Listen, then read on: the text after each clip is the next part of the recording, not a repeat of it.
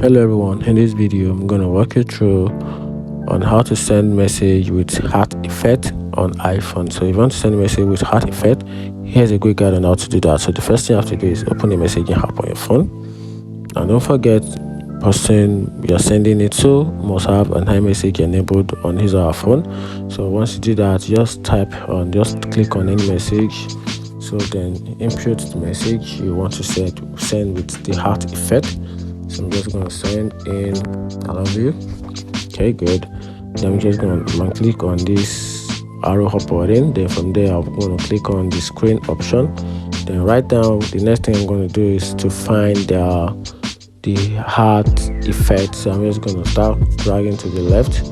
So I find the effect I'm looking for. Okay, keep slide. Then this is firework. This is celebration. Okay, I guess a mistake. The heart effect should be somewhere. This is it right here. This is love heart effect. You can see that this is it here. This is it sent with love. So I'm just going to tap on the arrow up button just to send the message together with the effect. Alongside with the effect, tap on it, then the message will be sent together with the hearts love effect. And that's it. If you find this video helpful, turn on the notification button and follow for more. Thank you.